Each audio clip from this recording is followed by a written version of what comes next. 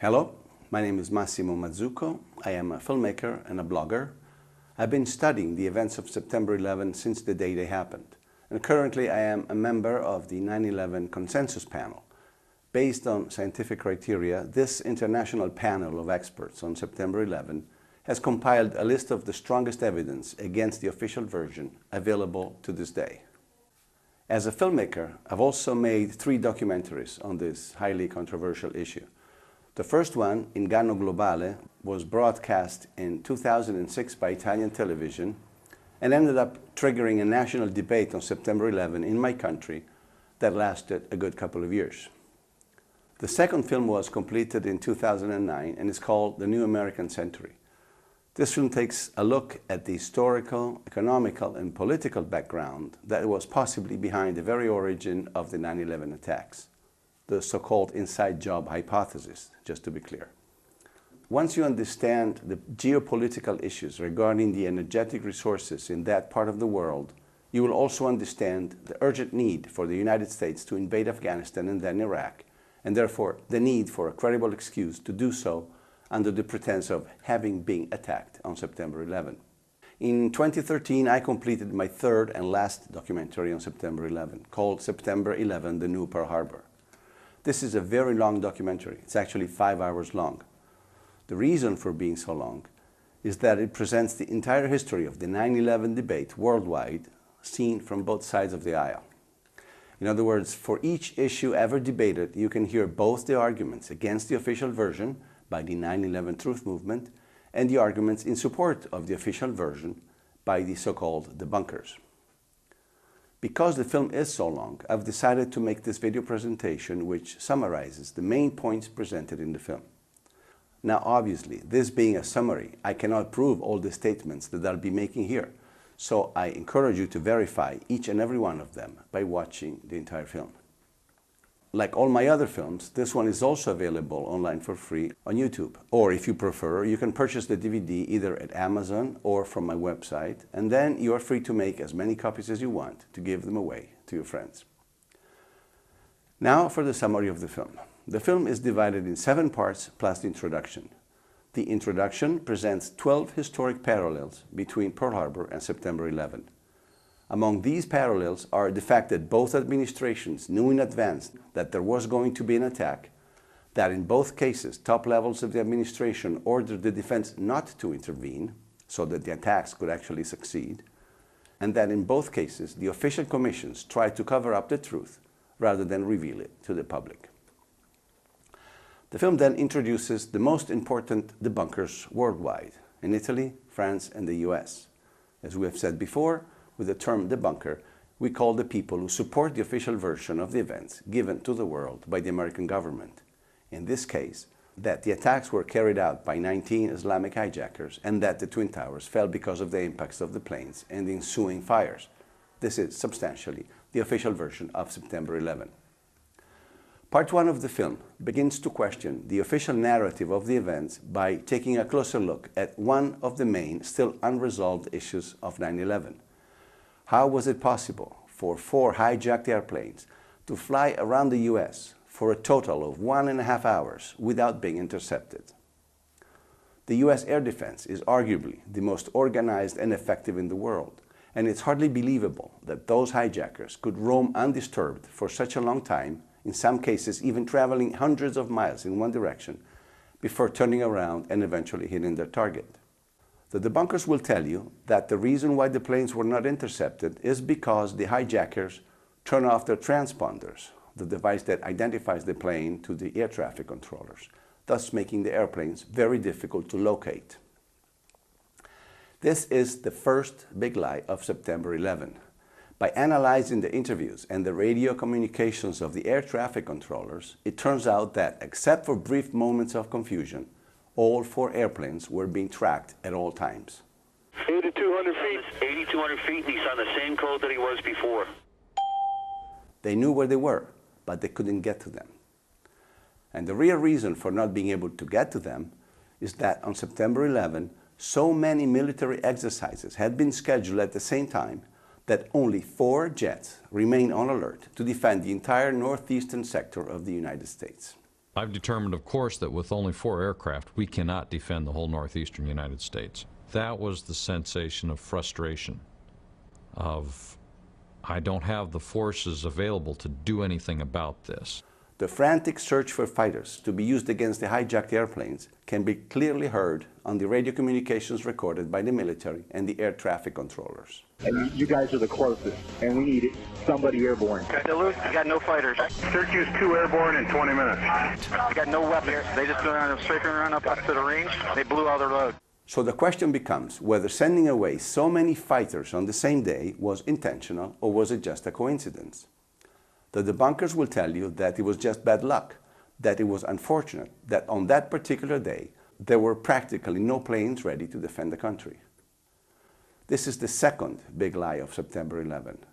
As it turns out, there had been so many warnings by foreign secret services that an attack using hijacked airplane was imminent that nobody in the right state of mind would have ever thought of leaving the country without air defenses at any given time. In fact, the number of warnings had been so high and insistent that it would have been wise to double or triple the fighter jets available all across the country, and certainly not to reduce them to near zero.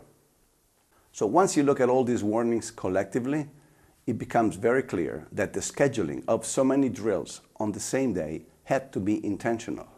And it's difficult to imagine any other purpose than to allow the hijackings to succeed.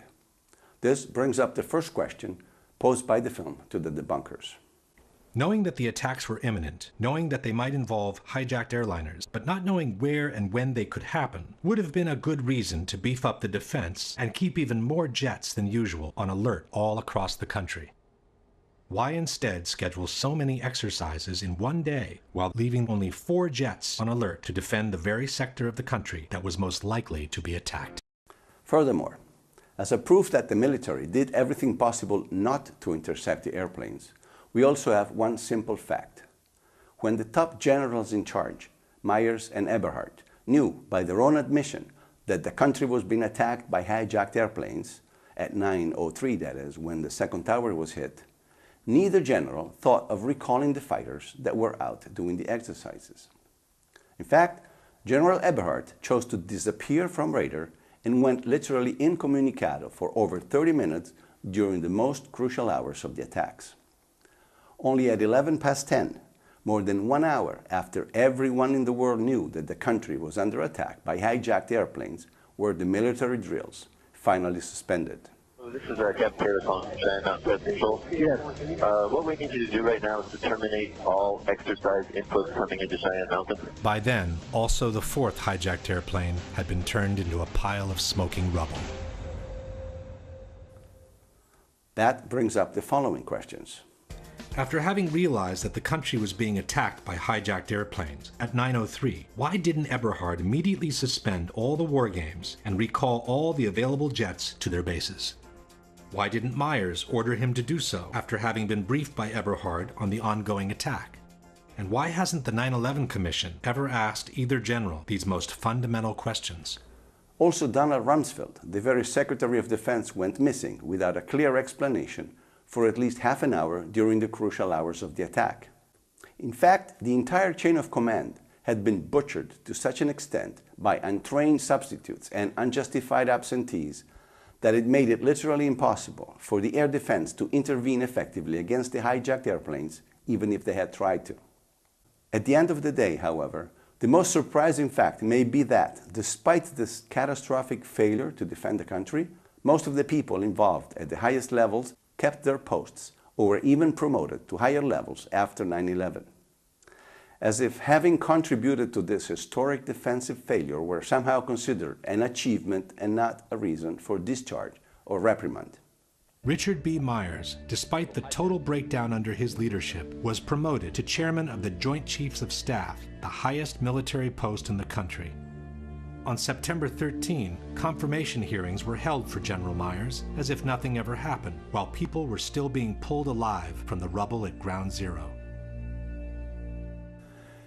And there is one more element that supports the allegation of a government's involvement in the attacks: the behavior of Vice President Cheney in the White House.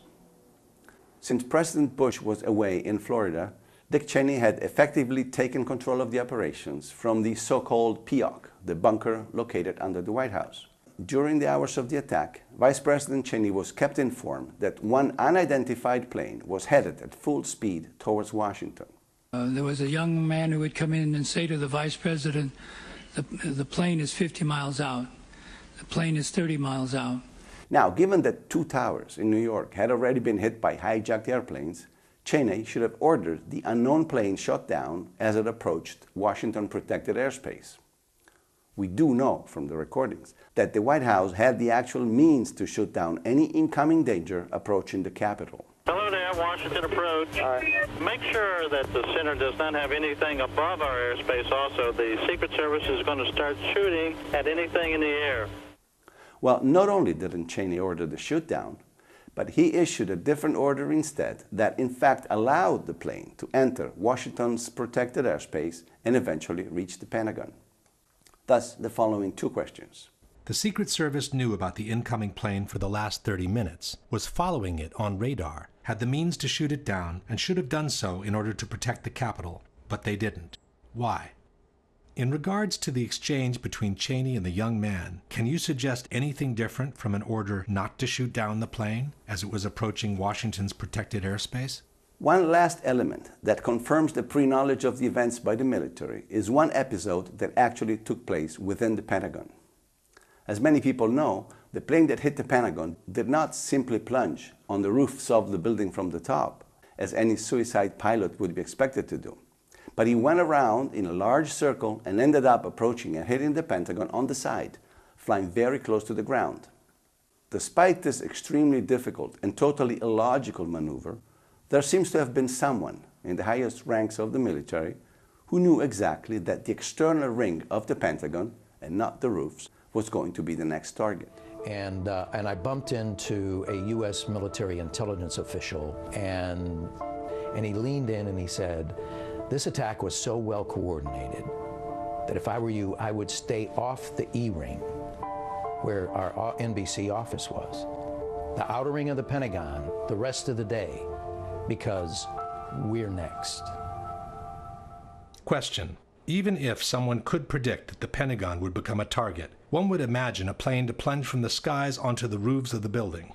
Why would anyone suggest to stay away from the external ring, in particular, unless he knew in advance what was going to happen?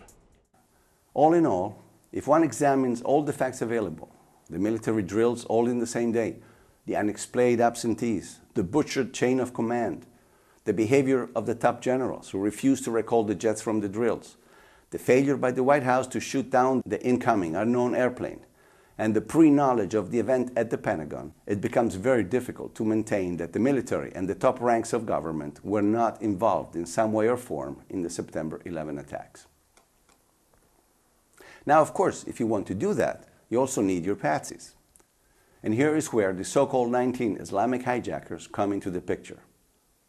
There are so many problems with these hijackers that one hardly knows where to begin. Possibly, the biggest problem of all is that these guys were not able to fly at all.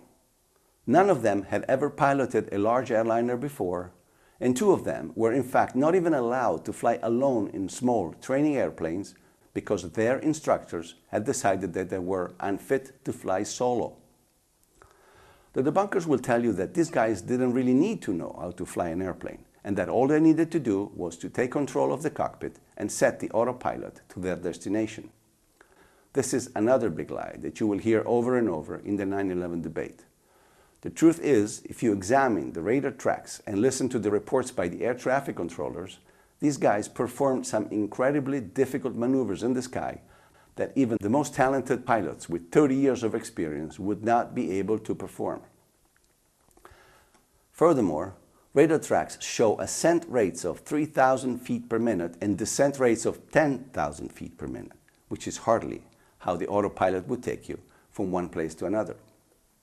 So not only those 4 amateurs could not have piloted the planes in the way it was observed, but we also lack any proof whatsoever that they were even on board of those planes to begin with. Number 1, even though we are told that they boarded the planes under their own names, for some reason no Arabic name appeared in the passengers list that were released to the media after the attacks. Not one. You can read the lists online. There is no Arabic names there.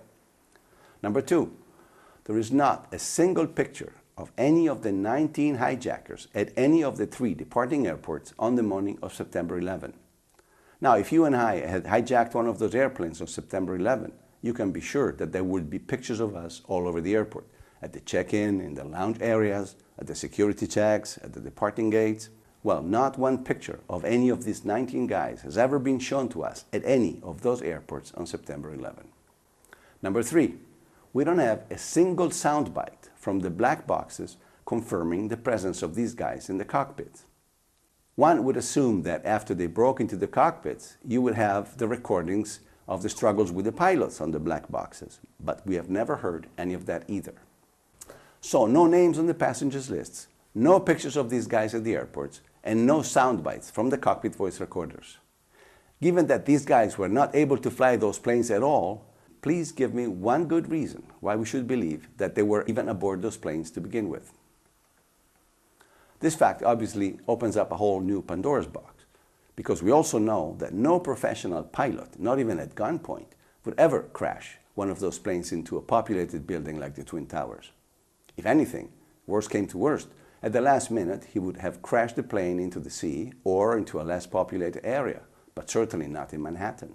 I don't believe any airline pilot would intentionally fly into the World Trade Center, even with a gun at his head. So this leaves us with really just one viable option, that the planes that hit their targets were not the same planes that left the airports that morning, but were remote-controlled military drones, which means that the passengers of the original flights met their fate in a totally different location.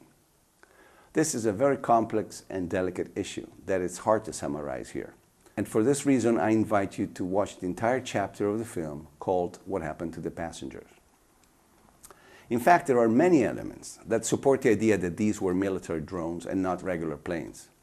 The most important is that all 4 planes were clocked at speeds that highly exceeded the structural limits of regular passenger planes. In other words, if those had been real passenger planes, at those speeds they would have had to disintegrate in flight. As different pilots and aeronautical experts will tell you in the interviews, you would need especially prepared planes with special engines to achieve those extremely high speeds at low altitudes. Another element that suggests that the passengers met their fate at a place different from the crash sites is the fact that the calls they placed to their relatives from their cell phones could not have been placed from the planes in flight. Those calls were obviously made as the relatives received them, but they could not have been made from the planes in flight. This is clearly shown by cross-referencing the FBI reports on the calls made with the altitude and the speed at which the planes were flying when those phone calls were made.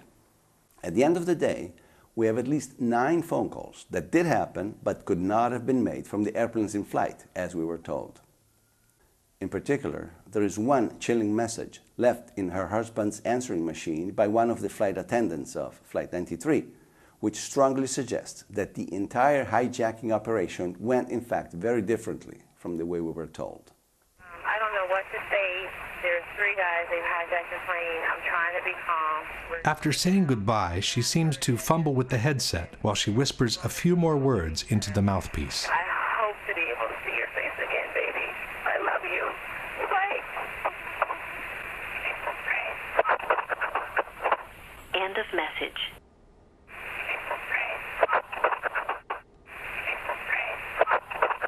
Even by playing the segment several times, it remains difficult to hear anything different from the words, "It's a frame."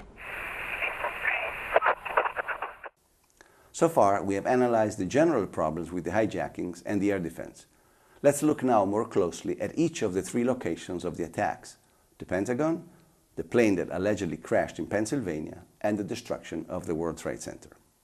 The official version by the government claims that the Pentagon was hit by the hijacked flight American 77, but there is no proof whatsoever that this was the case. In fact, there is ample evidence that the Pentagon was not hit by a Boeing 757 at all. Among this evidence is the fact that no large piece of the airplane can be found anywhere, outside or inside the building. The core of the engines, which is supposed to be indestructible, is also missing. The opening at the base of the building is only about half the size of the projected wingspan of a 757, while the windows at the side of the opening clearly show that they were not hit by the wing of an airplane. Also, the windows that are supposed to have been hit by the tail are still intact, with wooden frame, glass and all. And by using the drawings by the American Society of Civil Engineers, which published an extremely accurate column-by-column assessment of the situation inside the building, it becomes very clear that the damage inside the Pentagon could not have been created by a 757. This is the summary from the film of the damage analysis at the Pentagon. In conclusion, we have an opening on the first floor that's a bit more than half the projected wingspan of a 757, the tip of the left wing and most of the right wing missing without a valid explanation, the horizontal stabilizers and the tail also missing without a valid explanation, a fuselage that behaved more like a warhead than an empty cylinder made with aluminum, no trace whatsoever of the core of the two engines, and an exit hole on the C-ring that no one can rationally explain. Given all these facts, we must conclude that the damage observed at the Pentagon is not compatible with and must have been created by something other than a Boeing 757. Furthermore, there is the mystery of the missing tapes from the impact. By the FBI's own account, there were at least 85 different cameras showing either the area of approach or the area of impact at the Pentagon. But for some unexplained reason, all these tapes were confiscated by the FBI, and no one has ever been able to see them. Filmmaker Michael Moore has described this problem quite clearly. I've filmed before down at the Pentagon, before 9/11. There's got to be at least 100 video cameras ringing that building, in the trees, everywhere. They've got that plane coming in with 100 angles. I want to see the video. I want to see 100 videos that exist of this. Why don't they want us to see that plane coming into the building? Only one video was released. It was actually a double video, two cameras placed next to each other, which unfortunately shows the moment of the explosion, but not the airplane in transit. And by analyzing this double video frame by frame, we can show that the actual footage was intentionally doctored or photoshopped in order to erase the only available image of the plane in transit. All in all, the situation at the Pentagon can be summarized as follows. If we now summarize the situation at the Pentagon, we have the total lack of evidence that the unknown incoming was in fact Flight 77, a mysterious phantom plane that attracted the attention in the opposite direction, the failure from the White House to shoot down the incoming even though it posed a serious and imminent threat, a totally illogical approach maneuver from a terrorist's point of view, an alleged hijacker incapable of performing that maneuver, the absence of any significant part of the plane from the wreckage, a damage to the building clearly incompatible with a 757, a doctored tape of the impact, and the obvious reluctance by the FBI to release any other tape that could allow the identification of the plane. For United 93, the plane that allegedly crashed in Pennsylvania, we have a similar situation to the Pentagon. The official version claims that the plane was intentionally brought down by the passengers after they had revolted against the hijackers, but no evidence of the crash can be found whatsoever. Here too, like at the Pentagon, there are no major pieces of wreckage visible, no parts of the fuselage, no landing gears, no wings, no suitcases, no tail, no passenger seats, and not even the bodies of the passengers themselves. Every single witness who reached the spot right after the explosion, including the mayor of Shanksville, says that there were no signs of a plane having crashed there whatsoever. All there was this hole in the ground, only a few feet deep and a few yards wide. Kein Flugzeug. And there's no airplane. You lived here all your life? Yes. No airplane. Kein Flugzeug. Sie wurden hier zu der Unfallstelle geschickt und da war kein Flugzeug? No. Nein, da war nichts. Nur dieses Loch. This is it. Das ist es, was Sie sahen. What they saw. To explain this apparent mystery, the FBI told us that the plane is actually there, but we cannot see it because it was almost entirely buried underground. How did it get underground, and how did that hole close by itself even before the first responders arrived? Nobody has explained. On the other hand, we have ample evidence that the plane actually exploded in midair, as pieces of the wreckage were found as far as 8 miles away from the crash site on a day when there was practically no wind. Clearly, the official story of the plane having been crashed intentionally in Shanksville and hitting the ground in one piece does not have a leg to stand on. This is the summary from the film on Flight 93. If we now summarize Flight 93, we have no proof whatsoever that the terrorists boarded the plane, nor that they were ever in the cockpit. An alleged hijacker who could not have flown an airliner in the way that Flight 93 was flown. A false, concurrent hijacking that called the attention away from the real one. No proof whatsoever that Flight 93 crashed in the field near Shanksville. An extended debris field which flatly disproves the official version of the crash and suggests that the plane broke up in mid-air instead. An unexplained small white jet leaving the area right after the impact. And the fact that the passengers who called from their cell phones could not have been on that plane to begin with, which strongly suggests their revolt was a scripted, fictional event intended to fuel a prefabricated legend. Then, of course, we have the most important argument of the entire debate, which is the destruction of the World Trade Center. This is the tragedy that we all witnessed on TV, with the collapse of both towers being broadcast live all around the world. It's very hot. I don't see any air anymore. Okay. All I see is smoke. Smoke rises to the roof. We're on the floor. We're in the window. Can't see. Can you stay on the line with me, please? Yes, ma'am. I'm going to die, aren't I? No. I'm going to die. Ma'am, say your prayers. What the hell happened? Oh, my God. Oh, God!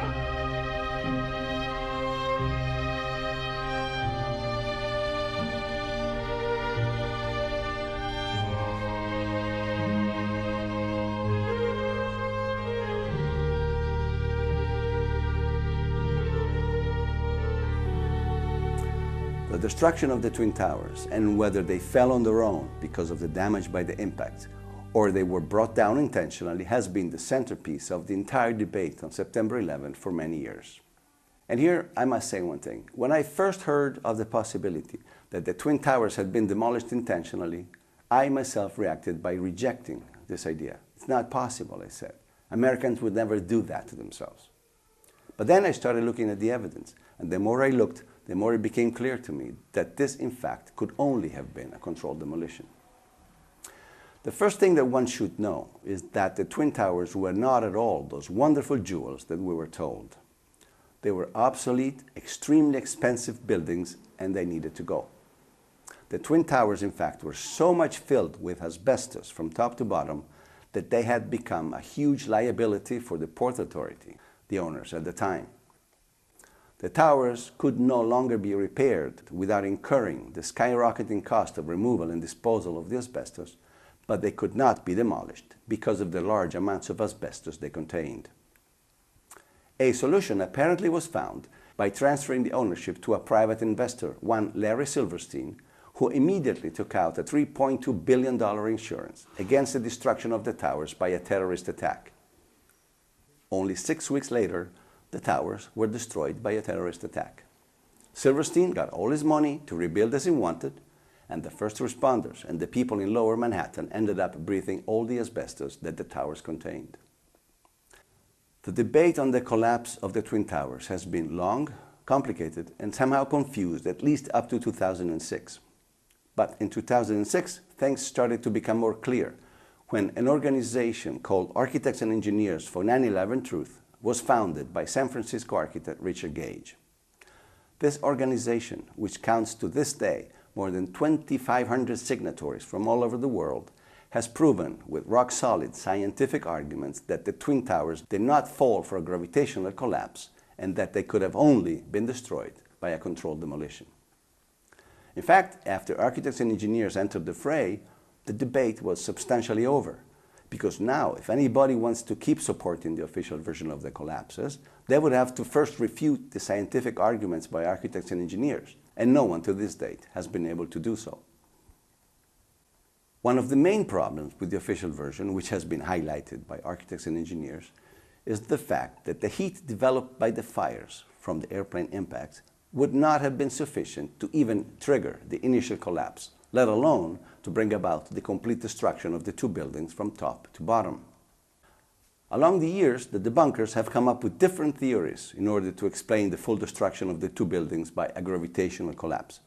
But none of them stands to scrutiny, And in fact, the very NIST, the organization tasked by the government to explain the collapses, has simply refused to do so. To this date, we have no official explanation for the complete collapse of the two towers. Once the collapse initiated, the video evidence is rather clear. It was not stopped by the floors below, so there was no calculation that we did to demonstrate that, what is clear from the videos. This is tantamount to saying, once the Pearl Harbor attack initiated, the video evidence shows that the U.S. fleet was quickly overwhelmed by the Japanese, so we didn't feel the need to find out why it happened. Furthermore, there is ample evidence that the buildings were in fact demolished intentionally by the use of explosives. First of all, there are plenty of testimonies from reporters and bystanders of explosions heard just before and during the collapses. In fact, the New York Times has published a list of over 100 testimonies by firefighters, policemen, and first responders who claim to have heard explosions during the collapses. The debunkers, however, will tell you that there is no proof that there were explosions because, they say, no explosion was ever recorded on tape. This is patently false. Oh, there's something. You gotta get back from here. Get back. All right. This one was recorded after both of the twin towers had collapsed and before Tower 7's collapse.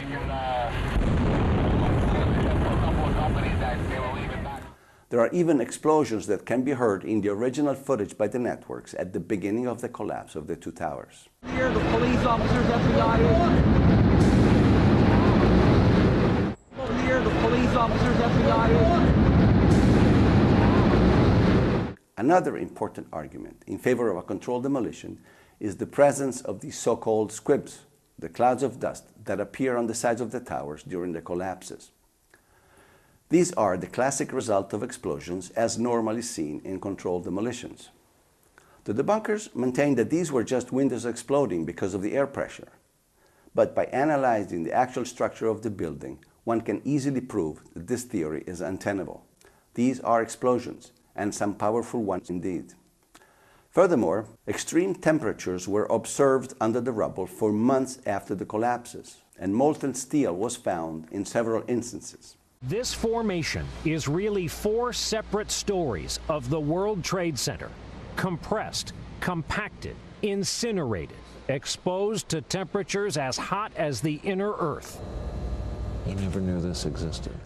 Obviously, both the extreme temperatures and the molten steel, and in some cases even molten concrete, could not have been caused by the jet fuel alone, and they are the proof that some kind of destructive device capable of generating immense heat was used in the demolition of the towers. We also have the unexplained total pulverization of many of the bodies, as much as 41% of them, for which it was impossible to even find fragments large enough to extract DNA. Gone, never found, as if they had never existed. 1,100 victims completely unaccounted for. In other words, no pieces large enough to gain any DNA from, vaporized. Can fire and a gravitational collapse account for this massive pulverization of people? Obviously not. The use of extremely powerful explosives seems to be the only valid explanation for the total disappearance of so many of the victims' bodies.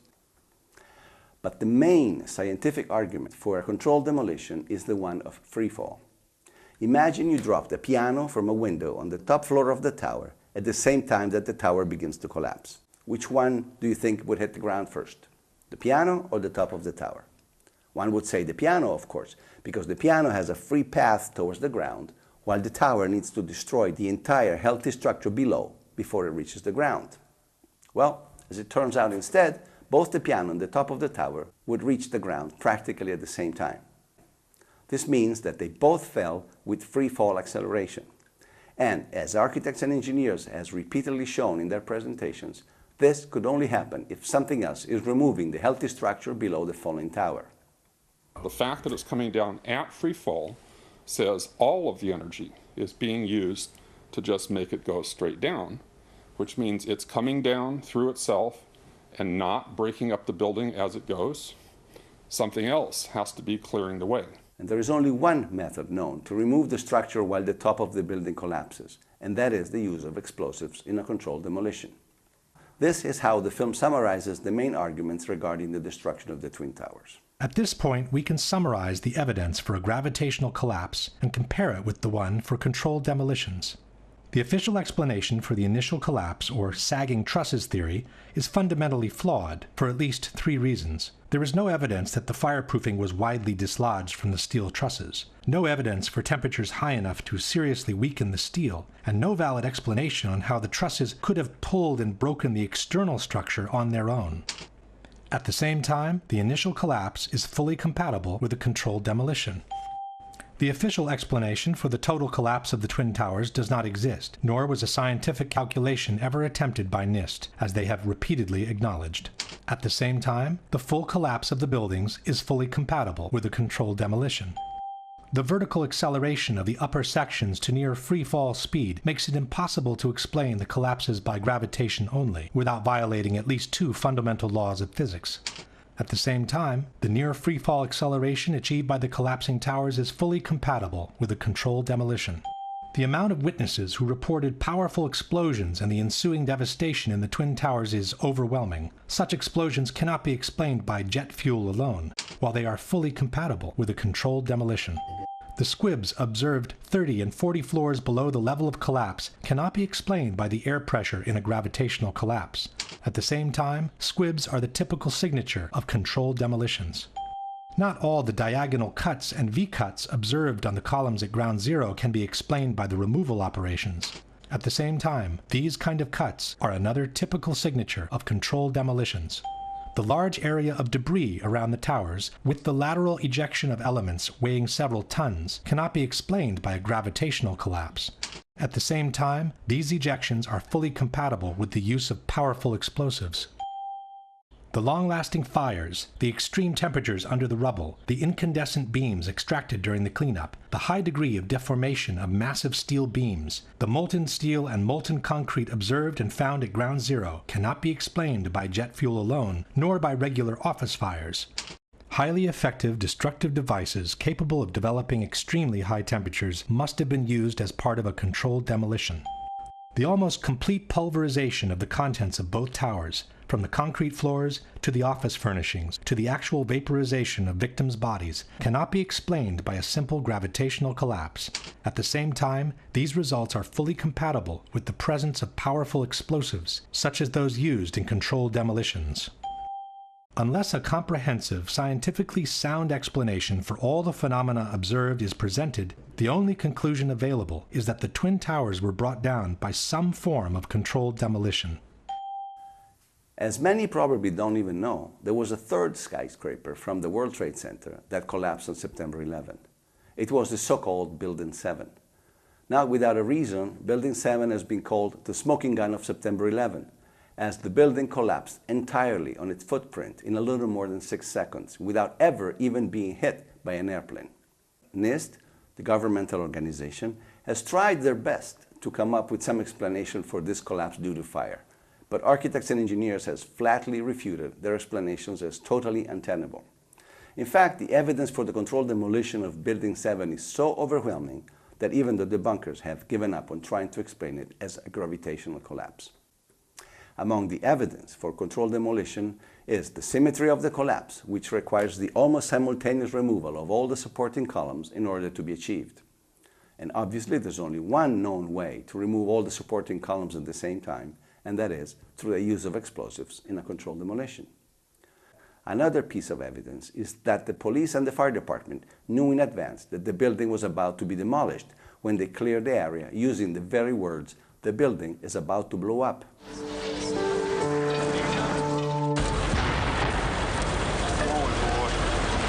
Keep your eye on that building, it'll be coming down. The building is about to blow up. Move it back here. All right, guys? We are walking back. There's a building about to blow up. Some witnesses even heard the actual countdown before the explosives were detonated. All the time he had his hand over the radio while he was getting a countdown. And then he's just like, at the last 3 seconds, he takes his hand off and you hear 3, 2, 1. But the largest, irrefutable piece of evidence in the case of Building 7 is again the free fall of the building for the first 8 stories of the collapse. This freefall has been clearly demonstrated by architects and engineers in their videos and was even admitted in writing by NIST in their own final report. The building didn't disappear so the building can fall for 100 feet at free fall speed. That's impossible. That evidence alone would indicate that the official story doesn't hold water. So there we have it. At the end of the day, none of the major aspects of the official story of September 11 holds water.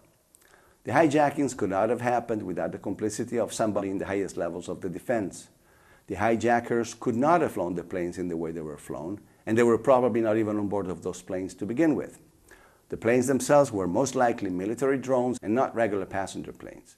The phone calls from the cellular phones could not have been placed from the airplanes in flight.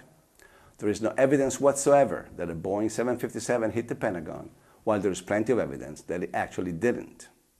There is no evidence whatsoever that another 757 crashed in the fields of Shanksville in Pennsylvania, while there is plenty of evidence that it was shot down in midair.